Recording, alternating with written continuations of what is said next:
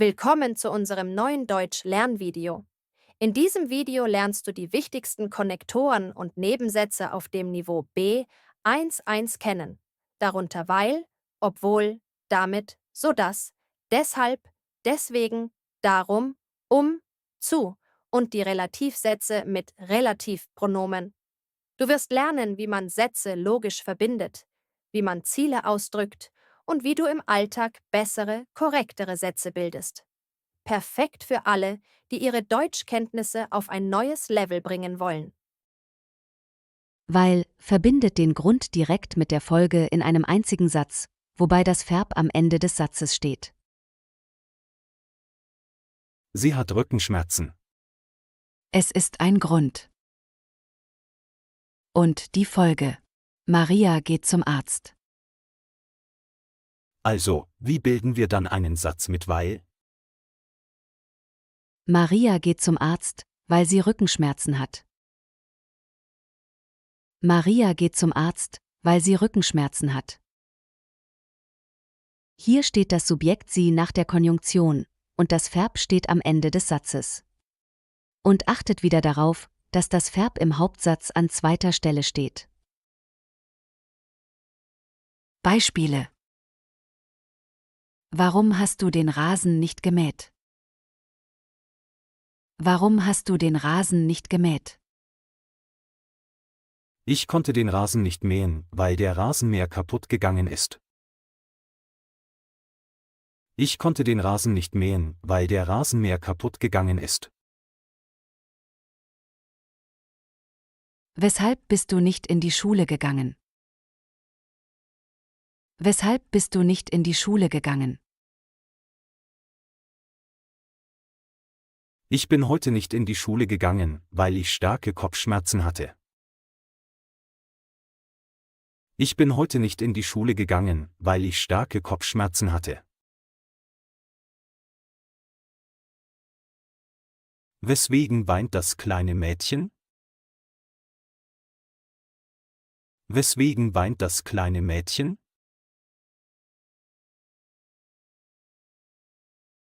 Es weint, weil es Angst vor dem großen Hund hat.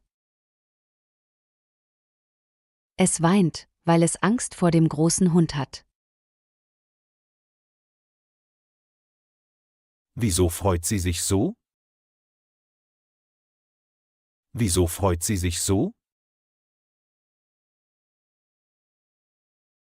Sie freut sich so, weil sie eine wichtige Prüfung bestanden hat. Sie freut sich so, weil sie eine wichtige Prüfung bestanden hat. Aus welchem Grund hat er das Feuer angezündet? Aus welchem Grund hat er das Feuer angezündet?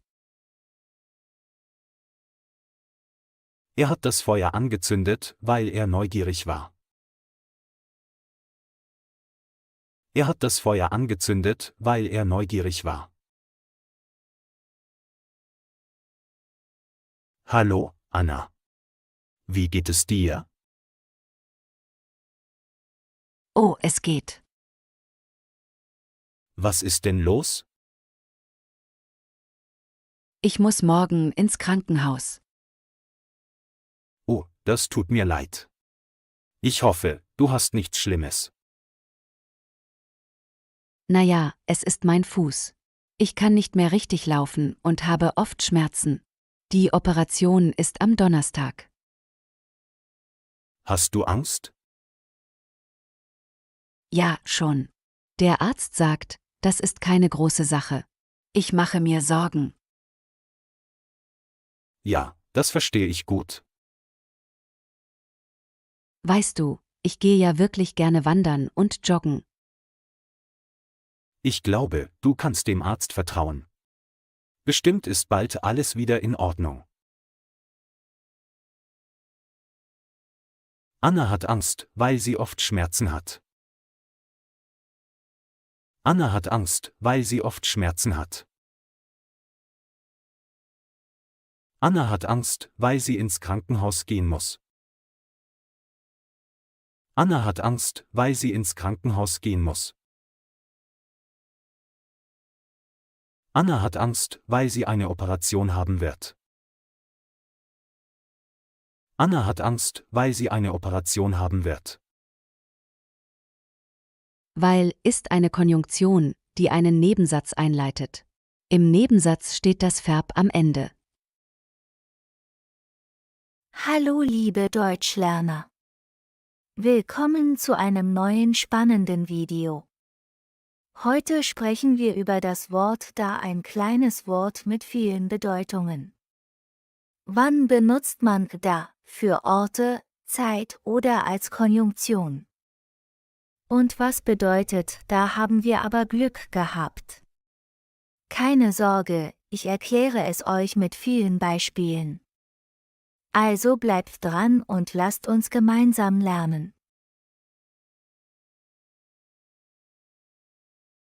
Alle Bedeutungen von da mit Übersetzungen. Das Wort da wird im Deutschen sehr häufig verwendet und hat je nach Kontext unterschiedliche Bedeutungen. Hier sind die wichtigsten Verwendungen mit Beispielen und Übersetzungen.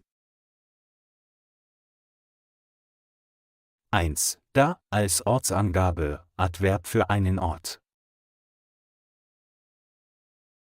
Bedeutung: Da wird verwendet, um auf einen bestimmten Ort hinzuweisen oder die Frage wo, wohin zu beantworten. Beispiele. Ich wohne da. Ich wohne da. Bleib da stehen. Bleib da stehen. Schau mal, da ist dein Freund. Schau mal, da ist dein Freund. Ich war noch nie da. Ich war noch nie da. Hinweis: Wenn du auf einen weiter entfernten Ort hinweisen möchtest, kannst du statt da auch dort verwenden. Ich war da. Ich war dort. Da als Zeitangabe, Adverb für eine Zeit. Bedeutung: Da kann sich auf einen bestimmten Moment in der Vergangenheit oder Zukunft beziehen. Beispiele. Ich war da noch ein Kind. Ich war da noch ein Kind. Da begann der Regen. Da begann der Regen. Ich habe dich da zum ersten Mal gesehen.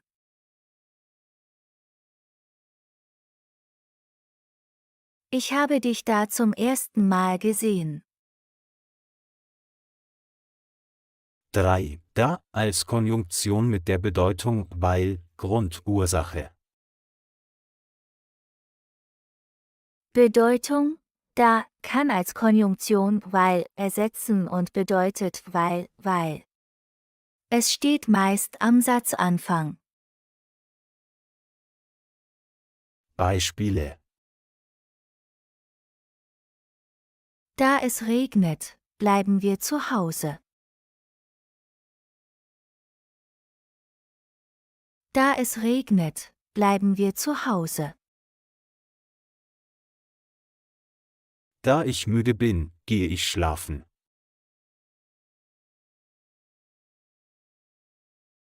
Da ich müde bin, gehe ich schlafen. Da er krank war, konnte er nicht kommen.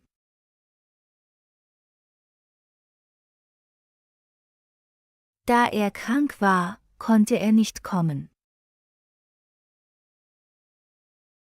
Hinweis: Da kann durch weil ersetzt werden, aber weil steht nach dem Hauptsatz, während da am Satzanfang steht. Ich bleibe zu Hause, weil es regnet. Da es regnet, bleibe ich zu Hause.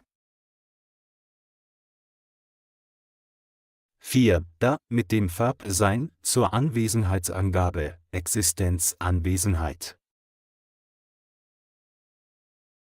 Bedeutung, da zeigt an, dass eine Person oder eine Sache an einem bestimmten Ort existiert. Beispiele: Ist dein Bruder da? Ist dein Bruder da? Ich bin gleich da. Ich bin gleich da. Der Chef ist gerade nicht da.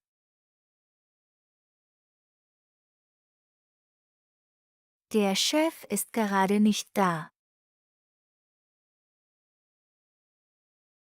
Hinweis: Man kann mit da nach einer Person fragen, ohne einen bestimmten Ort zu nennen. Ist Peter da? Ist Peter hier? 5. Da als Füllwort, Füllwort ohne spezielle Bedeutung. Bedeutung: Manchmal wird da einfach als Verstärkung oder Füllwort ohne eine klare Bedeutung verwendet. Beispiele: Da haben wir aber Glück gehabt. Da haben wir aber Glück gehabt. Was ist da los? Was ist da los? Da kannst du nichts machen. Da kannst du nichts machen. Zusammenfassung der Bedeutungen von da. Verwendung von da. Beispiele: Ort, wo? Ich war da. Zeit, wann? Da begann der Regen. Grund, weil. Da ich müde bin, gehe ich schlafen. Existenz, Anwesenheit. Der Chef ist nicht da. Füllwort, ohne Bedeutung. Da haben wir aber Glück gehabt. Tipps zum Lernen von da. Übe Sätze mit da in verschiedenen Kontexten, um zu verstehen, wie sich die Bedeutung ändert. Beobachte, wann da als Adverb, Orts-, Zeitangabe und wann als Konjunktion, weil, verwendet wird. Versuche, da durch weil oder dort zu ersetzen, um den Unterschied im Sinn zu erkennen. Obwohl und trotzdem. 1. Obwohl. Obwohl ist eine Konjunktion, die zwei Sätze verbindet, um einen Widerspruch in den Gedanken oder Ereignissen auszudrücken. Wenn wir obwohl verwenden, zeigen wir, dass das Hauptgeschehen passiert, obwohl ein Grund vorhanden ist, der es eigentlich verhindern könnte. Satzstruktur. Mit obwohl haben wir zwei Sätze. Hauptsatz, die Hauptaussage enthält das Hauptereignis. Nebensatz, Widerspruch beginnt mit obwohl und drückt eine Idee oder ein Ereignis aus, das im Gegensatz zur Hauptaussage steht. Im Nebensatz mit obwohl steht das Verb immer am Ende, während das Verb im Hauptsatz seine übliche Position behält. Regeln. Wenn der Nebensatz zuerst kommt, steht obwohl am Anfang, trennen wir die Sätze mit einem Komma. Beispiel: Obwohl es kalt ist, geht sie schwimmen. Obwohl es kalt ist, geht sie schwimmen. Wenn der Hauptsatz zuerst kommt, wird ein Komma vor den Nebensatz gesetzt. Beispiel: Sie geht schwimmen, obwohl es kalt ist. Sie geht schwimmen, obwohl es kalt ist. Obwohl er viel zu tun hat, hilft er mir. Obwohl er viel zu tun hat, hilft er mir. Sie lacht, obwohl sie traurig ist. Sie lacht, obwohl sie traurig ist. Obwohl das Auto alt ist, fährt es gut. Obwohl das Auto alt ist, fährt es gut. Zusätzliche Hinweise. Obwohl wird oft verwendet, um eine Herausforderung oder Widerstand gegen eine bestimmte Situation auszudrücken und zeigt oft den Wunsch, etwas trotz Schwierigkeiten fortzusetzen. Die Satzstruktur mit obwohl ist flexibel, jedoch muss das Verb immer am Ende des Nebensatzes stehen. 2 Trotzdem. Trotzdem ist ein Adverb, das ebenfalls einen Widerspruch ausdrückt, jedoch die Sätze nicht direkt verbindet wie obwohl. Trotzdem gilt als indirektes Verbindungsmittel, das auf einen Widerspruch zum vorherigen Satz hinweist, ohne die Verposition im folgenden Satz zu ändern. Satzstruktur. Bei der Verwendung von trotzdem werden die beiden Sätze entweder durch ein einfaches Komma oder einen Punkt getrennt. Der Satz mit trotzdem wird oft als separater Satz geschrieben und beginnt in der Regel mit trotzdem, wobei das Verb direkt darauf folgt. Regeln. Der erste Satz ist unabhängig und trotzdem steht im zweiten Satz am Anfang. Beispiel: Es regnet. Trotzdem geht er spazieren. Es regnet. Trotzdem geht er spazieren. Sie hat kein Geld. Trotzdem kauft sie das Buch. Sie hat kein Geld. Trotzdem kauft sie das Buch. Das Essen ist scharf. Trotzdem isst er alles. Das Essen ist scharf. Trotzdem isst er alles. Er ist krank. Trotzdem geht er zur Arbeit. Er ist krank. Trotzdem geht er zur Arbeit. Zusätzliche Hinweise.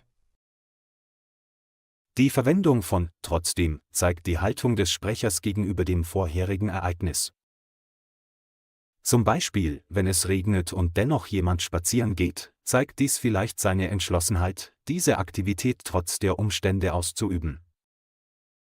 Trotzdem ist nützlich im Alltagsgespräch, um auf eine paradoxe Situation oder einen Widerstand gegen bestimmte Bedingungen hinzuweisen und ermöglicht mehr Flexibilität in der Satzgestaltung. Zusammenfassung. Obwohl wird als Konjunktion verwendet, um zwei Sätze zu verbinden und einen Widerspruch auszudrücken, wobei das Verb am Ende des Nebensatzes steht. Häufig wird obwohl am Anfang oder in der Mitte des Satzes verwendet, um einen logischen Gegensatz zwischen zwei Ideen darzustellen. Beispiel: Obwohl es regnet, geht er spazieren. Trotzdem wird als Adverb verwendet und steht am Anfang des zweiten Satzes, wobei das Verb seine normale Position nach trotzdem behält. Das macht es flexibler und einfacher in getrennten Sätzen zu verwenden. Beispiel: Es regnet. Trotzdem geht er spazieren. Beispiele. Obwohl er Angst hat, springt er ins Wasser. Obwohl er Angst hat, springt er ins Wasser. Er hat Angst. Trotzdem springt er ins Wasser. Er hat Angst. Trotzdem springt er ins Wasser. Obwohl das Auto alt ist, fährt es gut. Obwohl das Auto alt ist, fährt es gut. Das Auto ist alt. Trotzdem fährt es gut. Das Auto ist alt. Trotzdem fährt es gut. Obwohl sie viel zu tun hat, hilft sie mir. Obwohl sie viel zu tun hat, hilft sie mir. Sie hat viel zu tun. Trotzdem hilft sie mir. Sie hat viel zu tun. Trotzdem hilft sie mir. Obwohl er müde ist, arbeitet er weiter. Obwohl er müde ist, arbeitet er weiter. Er ist müde. Trotzdem arbeitet er weiter. Er ist müde. Trotzdem arbeitet er weiter. Obwohl sie krank ist, geht sie zur Schule. Obwohl sie krank ist, geht sie zur Schule. Sie ist krank. Trotzdem geht sie zur Schule. Sie ist krank. Trotzdem geht sie zur Schule. Obwohl es spät ist, bleibt er noch wach. Obwohl es spät ist, bleibt er noch wach. Es ist spät. Trotzdem bleibt er noch wach. Es ist spät. Trotzdem bleibt er noch wach. Obwohl sie nicht viel Geld hat, kauft sie das teure Kleid. Obwohl sie nicht viel Geld hat, kauft sie das teure Kleid. Sie hat nicht viel Geld. Trotzdem kauft sie das teure Kleid. Sie hat nicht viel Geld. Trotzdem kauft sie das teure Kleid. Hallo und herzlich willkommen zu einem neuen Video. Heute beschäftigen wir uns mit einem sehr wichtigen Thema in der deutschen Sprache, Konnektoren, genauer gesagt mit den Verbindungswörtern. Deshalb, deswegen, darum, daher und so das. Diese kleinen Wörter helfen dir, deine Sätze besser zu strukturieren und dich klarer auszudrücken. Am Ende dieses Videos wirst du den Unterschied zwischen ihnen kennen und wissen, wann du welches Wort benutzen solltest. Zuerst, deshalb, deswegen, darum, daher alle bedeuten, deshalb, aus diesem Grund, als Folge von etwas. Sie sind alle Adverbien und stehen im zweiten Satz und beeinflussen die Wortstellung im Satz. Satzstruktur, Hauptsatz, plus Konnektor, plus Verb, plus Subjekt plus. Jetzt lernen wir deshalb. Deshalb wird verwendet, um eine Folge in einem separaten Satz auszudrücken, der dem Satz mit dem Grund folgt, wobei das Verb direkt nach deshalb kommt. Ich arbeite heute nicht, deshalb habe ich Zeit. Hier formuliere ich mit deshalb meine Folge, also ich habe Zeit ist die Folge. Ich achte darauf, dass mein Verb auf Position 2 ist und das Subjekt auf Position 3. Ich arbeite heute nicht ist mein Grund. Das Gleiche gilt auch bei Modalverben. Ich kann nicht kochen, deshalb müssen wir Pizza bestellen. Hier formuliere ich mit deshalb die Folge. Und auf Position 2 steht mein Modalverb. Dann kommt mein Subjekt. Und am Ende des Satzes steht mein Verb. Beispiele. Er ist sehr krank, deshalb geht er heute nicht zur Arbeit. Er ist sehr krank, deshalb geht er heute nicht zur Arbeit. Ich lerne Deutsch, deshalb gehe ich in die Sprachschule. Ich lerne Deutsch, deshalb gehe ich in die Sprachschule. Wir haben morgen eine Prüfung, deshalb müssen wir uns sehr gut vorbereiten. Wir haben morgen eine Prüfung, deshalb müssen wir uns sehr gut vorbereiten. Ich will nach Deutschland fahren, deshalb muss ich Deutsch lernen. Ich will nach Deutschland fahren, deshalb muss ich Deutsch lernen.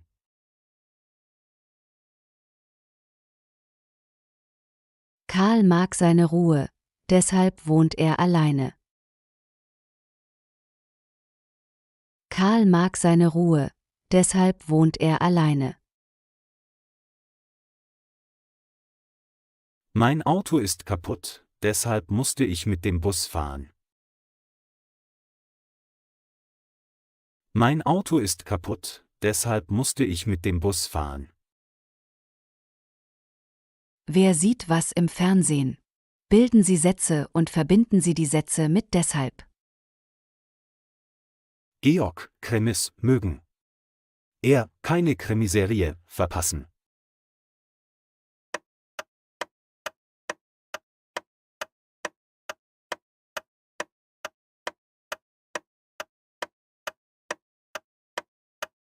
Georg mag Krimis, deshalb verpasst er keine Krimiserie. Laura, alle Fernsehsendungen, mögen. Sie, immer vor den Fernseher sitzen.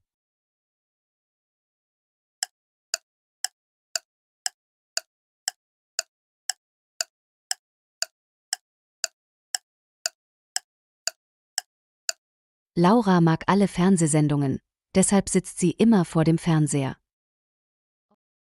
2 deswegen. Bedeutung fast wie deshalb, etwas formeller. Es regnet, deswegen nehme ich einen Regenschirm. Es regnet, deswegen nehme ich einen Regenschirm. Er war müde, deswegen ist er früh ins Bett gegangen. Er war müde, deswegen ist er früh ins Bett gegangen. 3 darum. Bedeutung oft im gesprochenen Deutsch. Ich habe nichts gegessen, darum habe ich Hunger. Ich habe nichts gegessen, darum habe ich Hunger. Ich habe viel gelernt, darum habe ich die Prüfung bestanden.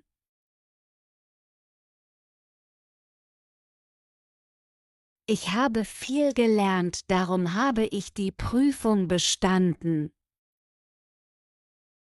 4 daher. Bedeutung etwas gehobener oder literarisch. Der Zug ist verspätet, daher kommen wir später. Der Zug ist verspätet, daher kommen wir später. Er ist erkältet, daher kann er nicht kommen. Er ist erkältet, daher kann er nicht kommen. 5. Sodass. Bedeutung zeigt eine Konsequenz als Nebensatz, Subjunktion. Es war laut, so dass ich nicht schlafen konnte.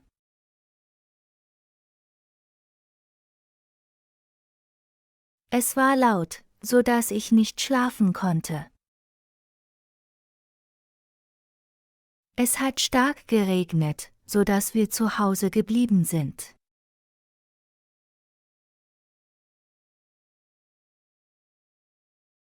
Es hat stark geregnet, so dass wir zu Hause geblieben sind. Zusätzliche Beispiele. Er hat viel trainiert, deshalb hat er den Marathon gewonnen.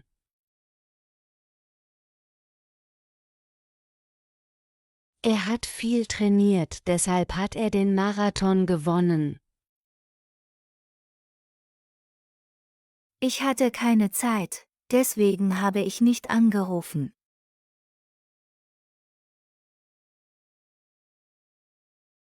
Ich hatte keine Zeit, deswegen habe ich nicht angerufen. Wir hatten kein Geld, darum sind wir zu Hause geblieben. Wir hatten kein Geld, darum sind wir zu Hause geblieben.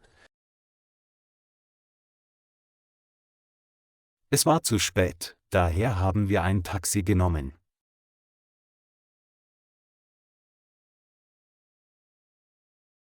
Es war zu spät, daher haben wir ein Taxi genommen. Der Lehrer sprach langsam, so dass alle verstehen konnten.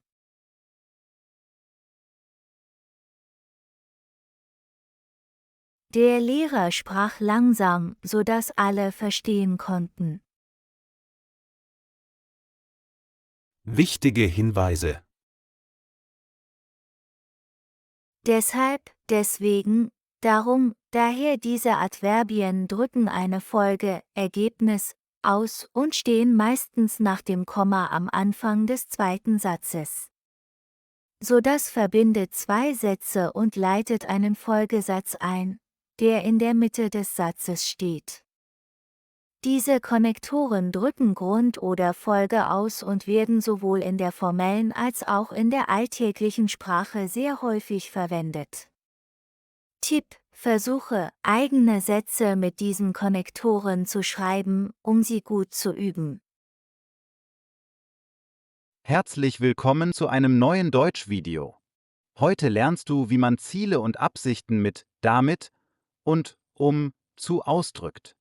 Diese Strukturen sind sehr wichtig im Alltag, beim Schreiben und auch in Prüfungen wie Goethe A2 oder B1.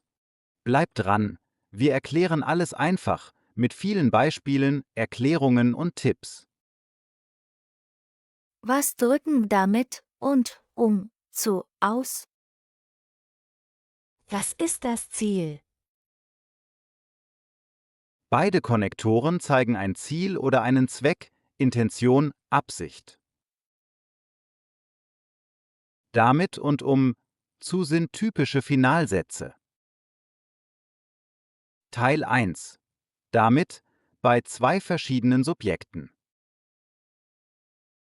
Damit verwendet man, wenn im Hauptsatz und im Nebensatz zwei verschiedene Personen oder Subjekte vorkommen. Die Struktur Hauptsatz plus damit plus Nebensatz, Verb am Ende. Beispiele: Ich erkläre es dir, damit du es verstehst. Ich erkläre es dir, damit du es verstehst. Sie schreibt es auf, damit sie es nicht vergisst.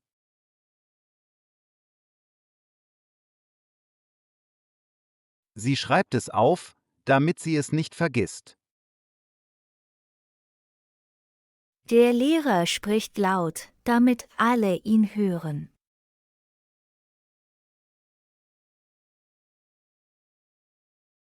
Der Lehrer spricht laut, damit alle ihn hören. Ich lerne viel, damit ich die Prüfung bestehe.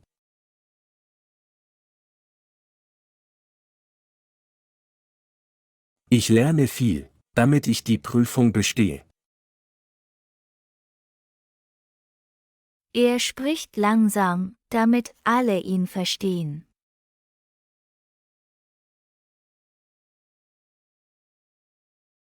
Er spricht langsam, damit alle ihn verstehen. Wir kaufen ein Geschenk, damit sie sich freut.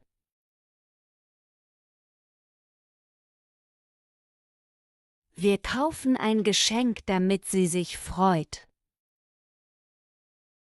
Teil 2 zu bei gleichem Subjekt. Die Struktur.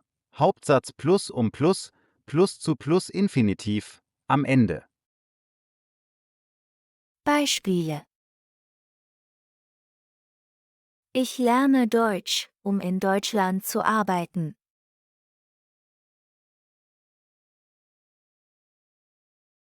Ich lerne Deutsch, um in Deutschland zu arbeiten. Wir sparen Geld, um ein Haus zu kaufen. Wir sparen Geld, um ein Haus zu kaufen. Sie steht früh auf, um pünktlich zur Arbeit zu kommen.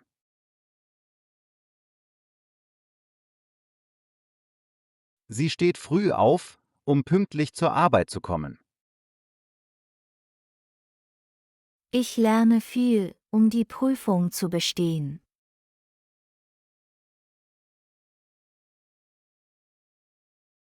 Ich lerne viel, um die Prüfung zu bestehen. Er spricht langsam, um verstanden zu werden. Er spricht langsam, um verstanden zu werden.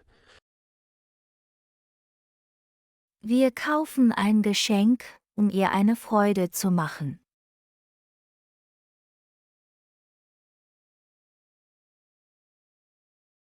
Wir kaufen ein Geschenk, um ihr eine Freude zu machen. Teil 3. Unterschied zwischen damit und zu. Punkt damit um. Zu Subjekt verschiedene Subjekte. Gleiches Subjekt, Verbform, konjugiertes. Verb am Ende, zu. Plus Infinitiv, Beispiel. Ich erkläre es dir, damit du lernst. Ich lerne, um die Prüfung zu bestehen. Stilneutral bis formell, oft stilistisch eleganter Verwendung, häufiger in Gesprächen und Dialogen, häufiger im schriftlichen Ausdruck. Teil 4. Weitere Varianten und Besonderheiten. 1. Verneinung. Man kann beide Sätze auch mit einer Negation verwenden. Ich lerne viel, damit ich nicht durchfalle. Ich lerne viel, um nicht durchzufallen. 2 Zeitformen. Die Zeitform im Nebensatz richtet sich nach dem Hauptsatz. Ich habe lange gearbeitet, damit wir genug Geld hatten. Ich arbeitete hart, um meine Familie zu unterstützen. Teil 5. Typische Verben, die oft mit zu verwendet werden. Verb lernen. Ich lerne, um zu bestehen. Sparen, ich spare, um ein Auto zu kaufen. Reisen, ich arbeite, um zu reisen. Üben, ich übe, um besser zu werden. Arbeiten, ich arbeite, um Geld zu verdienen. Teil 6. Redewendungen im Alltag. Er arbeitet hart, damit es seiner Familie gut geht.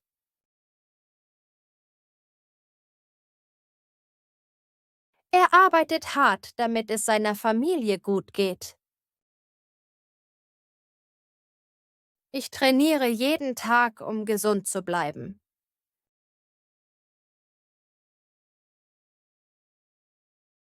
Ich trainiere jeden Tag, um gesund zu bleiben. Teil 7. Übungen.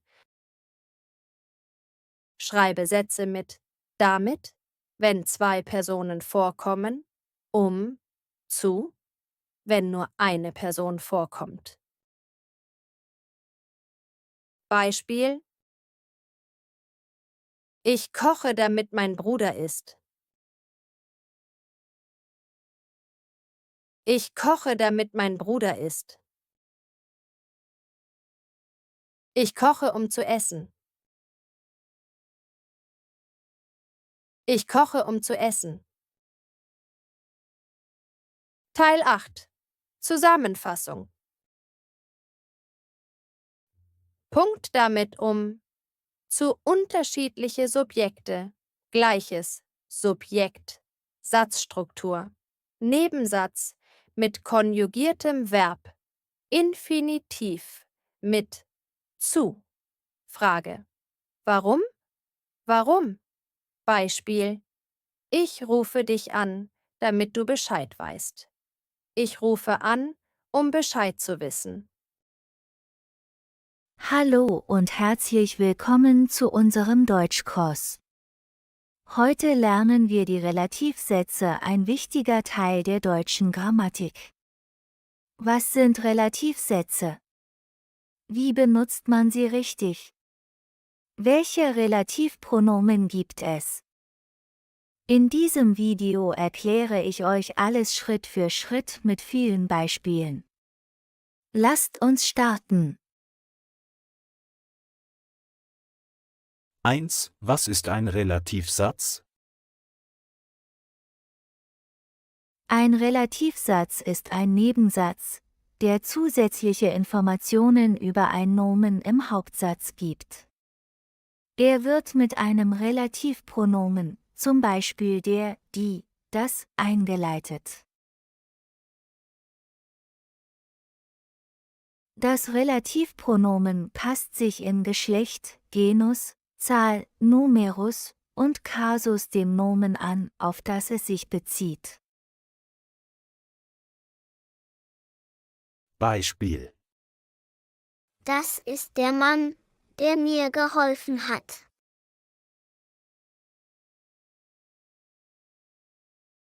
Das ist der Mann, der mir geholfen hat.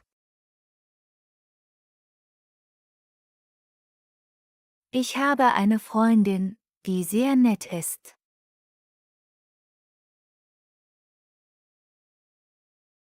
Ich habe eine Freundin, die sehr nett ist.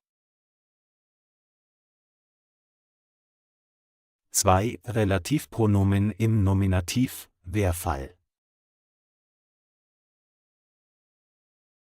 Das Relativpronomen übernimmt die Rolle des Subjekts im Relativsatz. Die Endungen entsprechen den bestimmten Artikeln im Nominativ.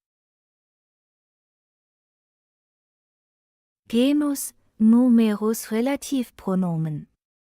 Maskulin, männlich, der. Feminin, weiblich, die. Neutrum, sächlich, das. Plural, die. Beispiele. Der Mann, der hier wohnt, ist mein Lehrer.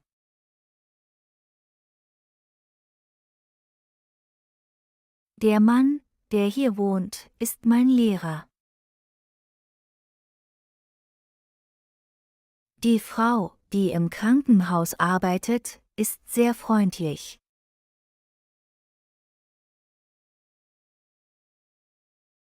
Die Frau, die im Krankenhaus arbeitet, ist sehr freundlich. Das Auto, das vor dem Haus steht, gehört meinem Bruder.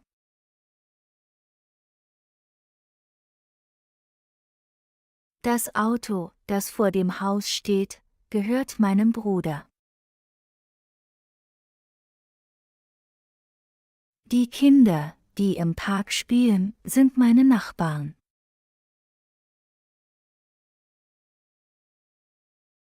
Die Kinder, die im Park spielen, sind meine Nachbarn.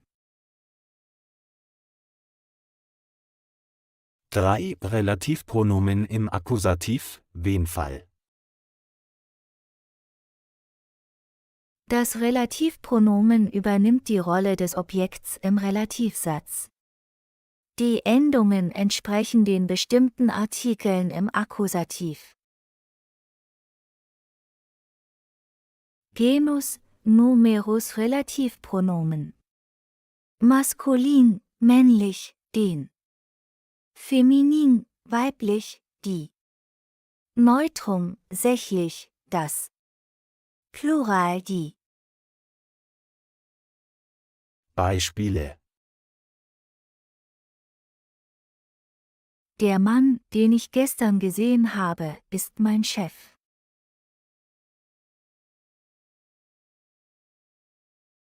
Der Mann, den ich gestern gesehen habe, ist mein Chef.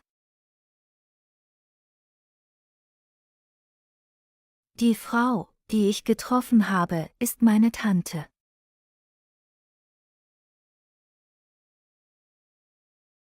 Die Frau, die ich getroffen habe, ist meine Tante. Das Buch, das du liest, ist sehr interessant. Das Buch, das du liest, ist sehr interessant.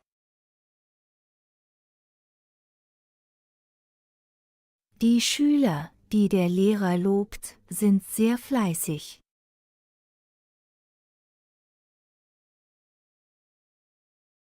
Die Schüler, die der Lehrer lobt, sind sehr fleißig. 4. Relativpronomen im Dativ, Wem-Fall. Das Relativpronomen steht im Dativ, wenn das Verb oder eine Präposition es erfordert. Die Endungen entsprechen den bestimmten Artikeln im Dativ. Genus, Numerus Relativpronomen. Maskulin, männlich, dem.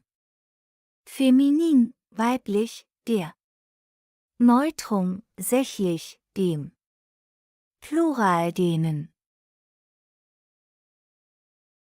Beispiele. Der Mann, dem ich geholfen habe, war sehr dankbar.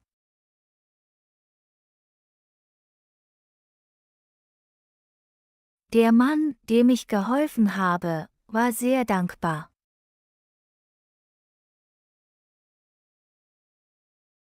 Die Frau, der ich eine Blume geschenkt habe, hat sich gefreut.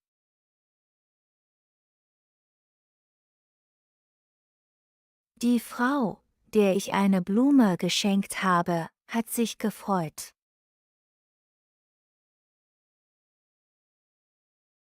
Das Haus, in dem wir wohnen, ist sehr alt.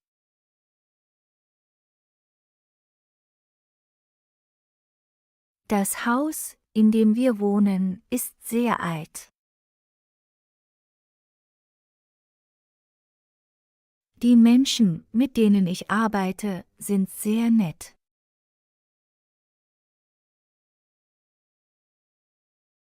Die Menschen, mit denen ich arbeite, sind sehr nett. 5. Relativpronomen im Genitiv, wessen Fall. Im Genitiv gibt es nur zwei Formen.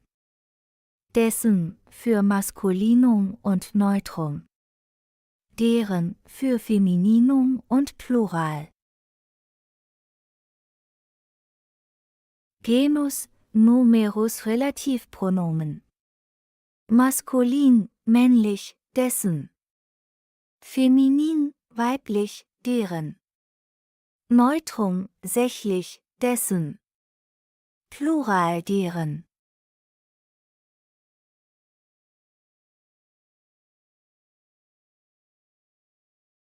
Der Mann, dessen Auto gestohlen wurde, ist sehr traurig.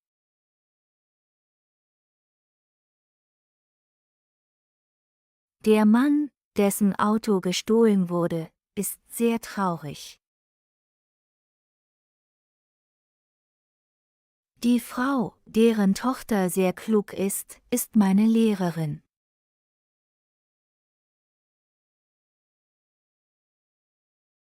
Die Frau, deren Tochter sehr klug ist meine Lehrerin. Das Buch, dessen Autor sehr bekannt ist spannend.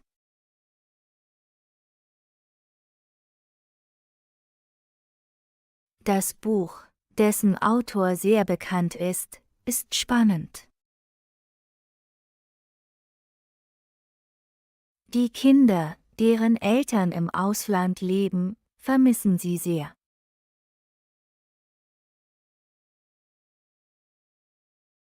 Die Kinder, deren Eltern im Ausland leben, vermissen sie sehr. Zusammenfassung: Nominativ, der, die, das, die. Akkusativ, den, die, das, die. Dativ, dem, der, dem, denen. Genitiv, dessen, deren, dessen, deren. Danke, dass du bis zum Ende dabei warst. Jetzt kennst du die wichtigsten Konnektoren und Nebensätze auf B1-Niveau und du kannst sie im Alltag selbstbewusst verwenden. Übe regelmäßig, bilde eigene Sätze und schreibe sie gerne in die Kommentare. Wir helfen dir gern weiter. Abonniere den Kanal, um keine neuen Videos zu verpassen und gemeinsam mit uns weiterzulernen.